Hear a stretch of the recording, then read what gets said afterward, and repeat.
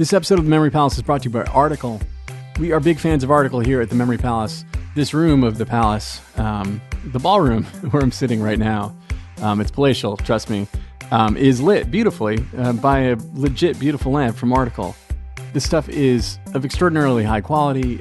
It is truly lovely furniture that's influenced by, mid-century modern and Scandinavian styles. I have a feeling you're really going to like it. If you've never checked it out before, summer and warmer weather is right around the corner here in the Northern Hemisphere. And they really have fantastic outdoor furniture.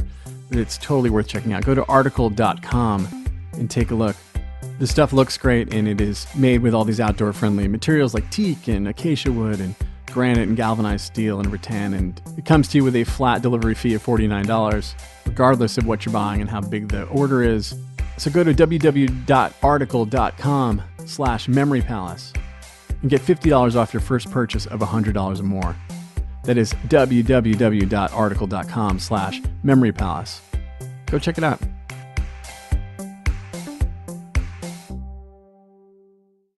The Memory Palace is brought to you by Rate Marketplace. If you're a homeowner, did you know it takes just minutes to see if you're eligible to save up to $4,000 a year? Rate Marketplace is a home financing engine that uses a fast and easy online process. With Rate Marketplace, you can drop the paperwork and in a few minutes get a custom mortgage solution from your phone or computer. If you want to get started and see your savings at ratemarketplace.com/memorypalace. That's ratemarketplace.com/memorypalace. They are an equal housing lender. MLS number 1137890. Hi, this is Nate DiMeo, the creator of The Memory Palace. You are about to listen to episode 1. And if this is your first time listening to the show, I just wanted to offer a gentle suggestion. How about not starting at 1? The Memory Palace isn't serialized, so you can start whenever. You could start from the end. You could listen to every 7th one if that was your thing. It is a self-guided tour here at the Palace. And also episode 1 and the first several come from 2008 and early 2009 and are documents of a show and a writer finding themselves. So if you want to trace that journey, just jump right in. But if you want to get a sense of what the Memory Palace grew into, what the Memory Palace you might want to subscribe to now is, as an ongoing proposition, you might want to start a little bit down the road. But either way, thanks for finding us and enjoy. This is the Memory Palace. I'm Nate DiMeo. The phrase horrible death has appeared 705 times in the pages of the New York Times since 1851. The phrase shows up in 101 headlines, all but 7 of them appearing before 1900. One can safely assume that this mirrors a general waning of the popularity of the phrase, but it also seems to point to a similarly baited inclination among the various editors of the Times to write articles that highlight deaths. What follows is an account of 5 of those deaths.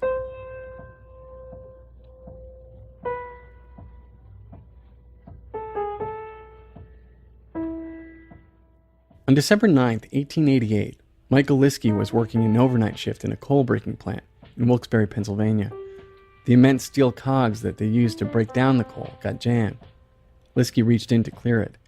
His shirt got snagged, and he was pulled between the cogs and crushed into what the Times described as a mass. Scott Thomas spent his days pouring molten metal at a foundry on 12th and Payne Streets in St. Louis. On October 28, 1893, a cable snapped and 10,000 pounds of molten iron cascaded over him, burning him to death or drowning him. It's hard to know which.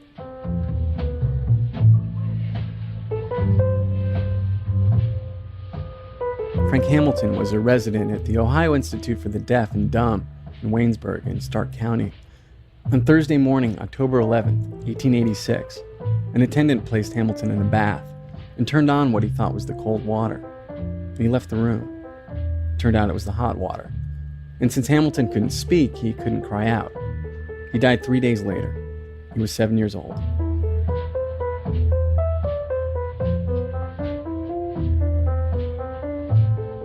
In late September of 1870, George Arthur Gardner of Manhattan was in Boston on business, and he had a toothache. A cousin sent him to his dentist for a filling. For a brief time, and unfortunately for Mr. Gardner, this was during that time, dentists put a dash of arsenic in the filling to kill the nerves. The Times reporter wrote that over the next 2 weeks, no man ever died such a horrible death as Gardner. The death included incredible swelling of the face and a terrible smell. When he finally succumbed, every bit of tissue, every connection between his head and neck, except the spine, had been completely eaten through by gangrene. They stopped putting arsenic in fillings after that. 2 months after he emigrated from Russia, Frank Gencer was working at the J.B. King Plaster Works in Staten Island. He'd wait inside for bags of plaster to be filled and sewn up, and then he'd cart them outside to the docks for shipping. That had to be the best job in the place. If you're spending 14 hours a day in the thick of summer on Staten Island, inside, plaster hardening as it clings to the bronchioles of your lungs and the hair inside your nose, the carters got to at least get out into the sea air every now and then. On July 19, 1907, Gencer was catching a nap behind a pile of empty bags.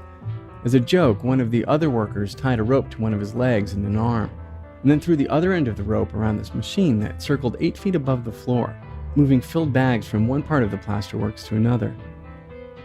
The machine pulled Gencer into the air,